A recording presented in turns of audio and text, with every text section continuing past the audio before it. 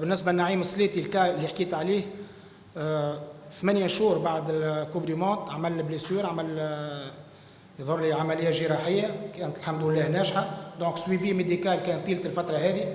نعيم كنت دائما باتصال انا وياه، فرحنا برشا كونه رجع عمل بريباراسيون، خدم برشا. من لي جوار اللي حكينا عليهم شونجمون دو ستاتيو، مشى لكلوب جديد، الشامبيونات جديده. كنت باتصال انا وياه من 3-4 ايام، وفضلنا خيرنا نعيم كيف ما حكيت فالور سور، خيرنا باش نعيم نعطوه وقت نتاع ادابتاسيون.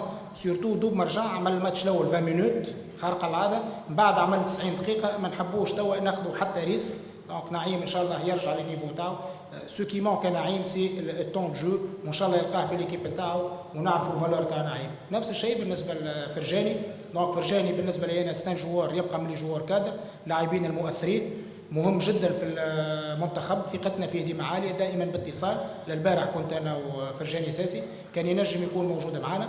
مشينا اون اوبتي اكثر، عندنا بوست في وسط الميدان، بقى ثم دي جوار اللي توا قاعدين يكونفيرم في الشامبيونات تاع قطر ابان رجعوا. دونك سي بور سا سيتي ان شوا بيورمون تكنيك، لكن ان شاء الله في الستاجات الجايه فرجاني يحافظ على المردود نتاعو وينجم يكون موجود.